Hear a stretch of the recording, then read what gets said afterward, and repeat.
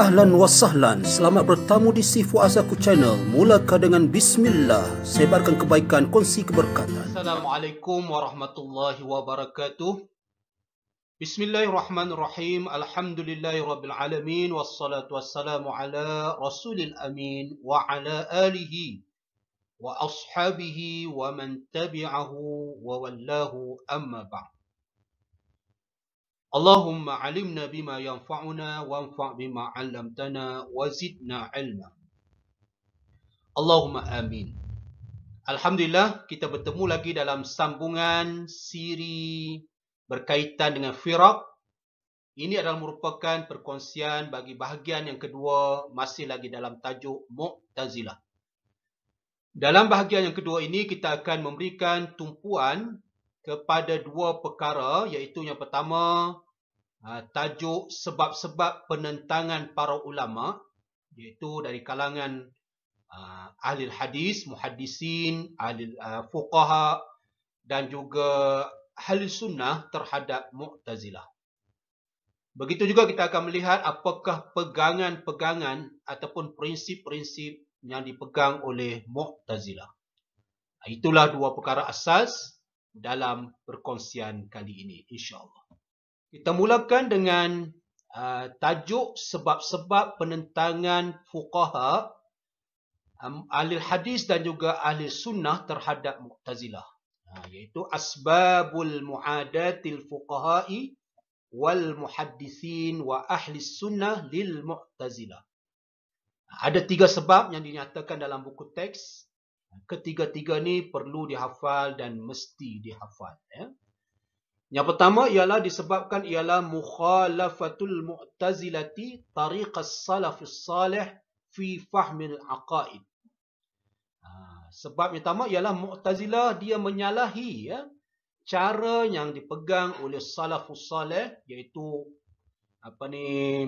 zaman 300 tahun awal Islam tu. Itu nama dia salafus salih dalam memahami akidah. Seperti mana kita tahu bahawa salafus salih mereka berpegang kepada Al-Quran dan juga hadis. Manakala Mu'tazilah, seperti mana kita tahu, mereka berhukum menggunakan akal dalam semua perkara. Ini adalah merupakan kesalahan ataupun perbezaan yang besar cara di antara salafus salih dan juga Mu'tazilah. Oleh demikian, para ulama menentang pendekatan ataupun cara yang dipegang oleh Mu'tazilah. Kerana dia menyalahi apa yang telah dibawa oleh Rasulullah dan juga para ulama salafus salih. Kemudian yang kedua ialah disebabkan musyaya'atu ba'dil khulafa'il Mu'tazilah alil Mu'tazilah. Sokongan padu ataupun dokongan padu sebahagian pemerintah terhadap Mu'tazilah. Yang mana perkara tersebut menyebabkan mereka fa'adu, mereka menentang para ulama ummah wa muhaddisiha dan juga ahli hadis ala i'tinaqi mazhabil i'tizal. Mereka telah melaksanakan cara yang melampau dalam memastikan para ulama ummah dan juga ahli hadis agar turut sama memeluk ataupun menganuti fahaman ataupun mazhab Mu'tazilah. Mazhab i'tizal. Fa'adu, mereka menggunakan kekerasan terhadap ulama ummah agar para ulama dan juga ahli hadis turut berpegang seperti mana Mu'tazilah. Itu oleh kerana mereka ada sokongan ataupun dokongan daripada pemerintah, mereka menggunakan kuasa politik tersebut untuk memberikan tekanan terhadap para ulama agar para ulama juga menyokong fahaman yang dibawa oleh Mu'tazilah. Apa yang mereka buat? Yang adu tadi, azuhum.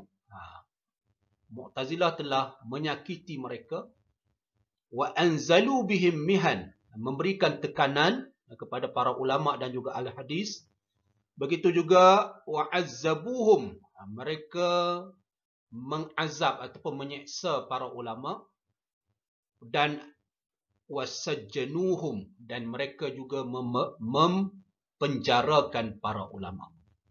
Dalam buku teks tu dia ada nota kaki tu, dia ada cerita para ulama yang di antaranya meninggal dunia ataupun mati disebabkan azab yang dikenakan oleh Mu'tazilah.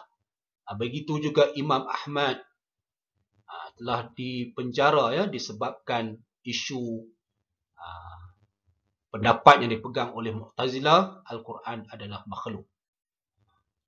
Jadi itulah sebab penentangan para ulama kerana tekanan yang mereka terima yang diberikan oleh Mu'tazilah yang disokong oleh pemerintah ketika itu.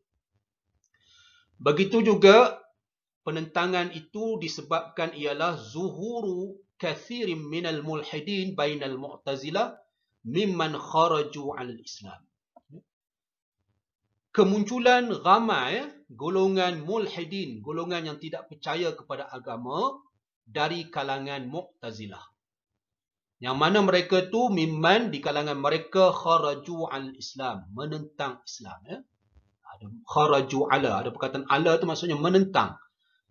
Maka di kalangan Mu'tazilah ni ramai yang menjadi mulhid, golongan yang tak percaya kepada agama dan seterusnya menentang Islam. Dengan demikian, para ulama dan ahli hadis menentang golongan Mu'tazilah. Kemudian di antara perkara yang perlu kita ambil perhatian juga di nota kaki itu ialah di kalangan pemerintah Abbasi ada seorang pemerintah nama dia Mutawakkil. Tengok di sini, wa kana al-Mutawakkil fadlu raf'il hazihil mihnati ولهذا وصف بأنه محي السنة. Ada seorang pemerintah nama dia Mutawakkil. Selepas mana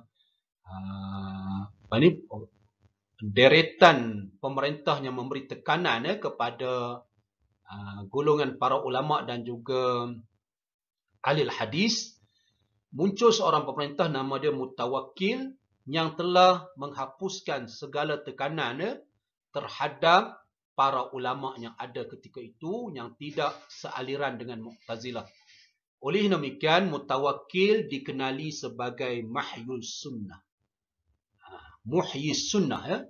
Muhyis Sunnati. Penghidup Sunnah. Jadi kalau ada soalan, siapakah Muhyil Sunnah? Jawapan dia Mutawakkil. Itu isi penting juga. Seterusnya, di bawah tajuk Ahammu Mabadi'il Mu'tazilah. Prinsip-prinsip penting yang dipegang oleh Mu'tazilah.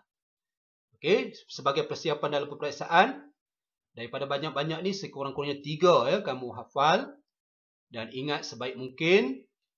Dan bagi menjawab persoalan menyatakan prinsip ataupun mabadi dan juga menjawab persoalan perbezaan sekiranya ada membezakan Mu'tazilah dengan kumpulan-kumpulan yang lain. Okey, yang pertama ialah qauluhum bil hasani wal qabhi aqlayaini. Mereka berpendapat dengan baik buruk berasaskan akal.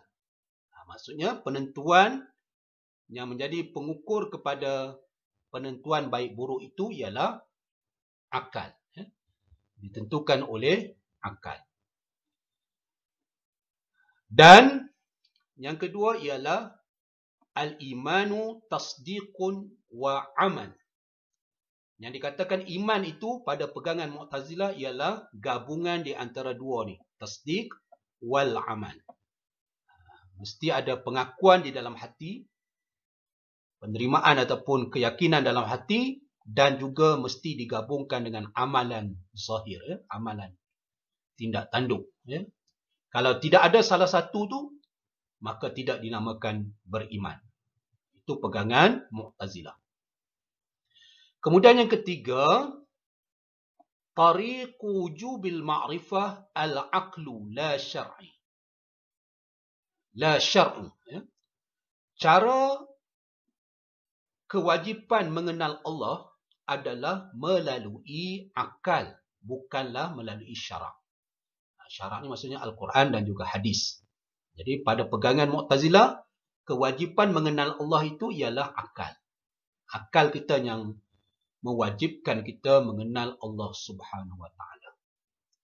Kemudian yang keempat ialah berkaitan dengan orang yang melakukan dosa besar, murtakibul kabirati fi manzilatin baina manzilatain.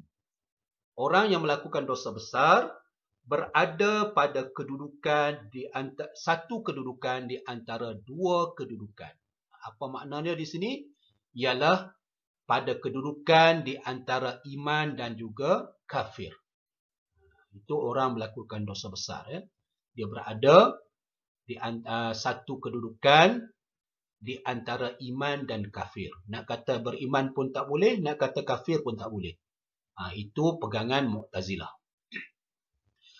Kemudian pegangan seterusnya yang kelima ialah sifatul qidam khasatun bizatillah.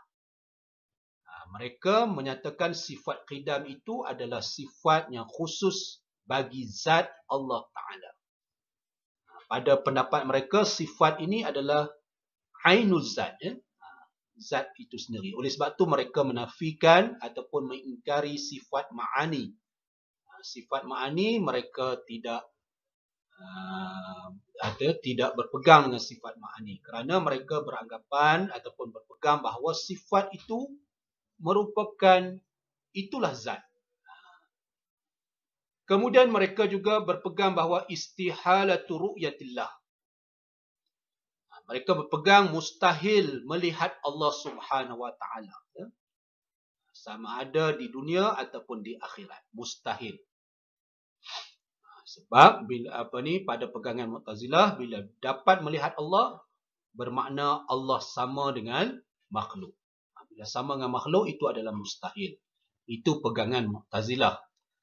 Kemudian Mu'tazilah juga mengatakan wajib al-amru, wujubil amri bil ma'ruf wan nahyi 'anil munkar. Wajib menyuruh kepada kebaikan dan mencegah kepada kemungkaran. Begitu juga mereka berpegang kepada ta'wilul musyabahati minal Quran was sunnah. Wajib mentakwilkan sifat-sifat yang ada persamaan Allah dengan makhluk yang terdapat dalam Al-Quran dan juga sunnah. Kemudian mereka juga berpendapat ataupun berpegang yajibu 'ala Allah. Wajib ke atas Allah perkara-perkara ni. Yang pertama, tanfizul wa'dihi wa wa'idihi. Wajib ke atas Allah melaksanakan janjinya dan wa'idihi, janji buruknya. Janji baik dan janji buruk. Janji baik contohnya syurga, janji buruk ialah neraka. Maka wajib Allah melaksanakan. Contohnya kepada orang yang beriman, syurga. Orang yang kafir, neraka. Kemudian wajib juga Allah irsalur rusuli li'ibadihi. Wajib bagi Allah mengutuskan para rasul kepada hamba-hambanya. Dan yang ketiga, ta'yidur rusul bil mu'jizat. Wajib ke atas Allah untuk membantu para rasul dengan kurniaan mukjizat. Kemudian begitu juga Allah wajib ri'ayatu salahi wal aslah di khalqihi. Wajib memelihara kebaikan ataupun kepentingan dan apa perkara yang lebih baik untuk makhluknya. Salah wal aslah. Kemudian pegangan Mu'tazilah juga al-abdu yakhluqu af'ala nafsihi. Seseorang hamba itu, mereka lah yang mencipta perbuatan diri mereka yang jenis ikhtiariyah, yang berbentuk ikhtiariyah. Mereka, hamba itulah yang mencipta perbuatan tersebut. Begitu juga Allah yuridul khaira wala yuridul syarra. Pada pegangan Mu'tazilah, Allah mengkehendaki kebaikan, tidak mengkehendaki kejahatan. Dan yang terakhir pegangan mereka ialah ingkarus syafa'ati lil murtakibil kabirah. Mereka tidak mengakui syafaat, bantuan ataupun pertolongan kepada orang yang melakukan dosa besar. Ini kita dah bahaskan dalam bab syafa'ah dulu, dalam perkongsian berkaitan dengan ilmu tauhid dalam tajuk syafa'ah. Jadi pegangan-pegangan ini perlu dan mesti dihafal untuk peperiksaan sekurang-kurangnya 3 lah ya. Sekurang-kurangnya 3, dan kita kena ingat apa yang contohnya soalan berkaitan apa yang wajib ke atas Allah. 3 juga kena ingat dan sebagainya ya. Itu saja berkaitan dengan Mu'tazilah. Dua perkara ataupun isi penting berkaitan Mu'tazilah, sambungan bagi bahagian yang pertama yang lalu. Untuk perkongsian yang akan datang, kita akan membahaskan berkaitan dengan pengasas Mu'tazilah. Siapakah pengasas Mu'tazilah dan juga apakah secara ringkas biodata beliau, iaitu Wasil bin Atha. Sehingga bertemu lagi, saya ucapkan terima kasih kepada semua. Wallahu a'lam. Assalamualaikum warahmatullahi wabarakatuh. Terima kasih di atas sokongan. Jazakumullah khairan katsira.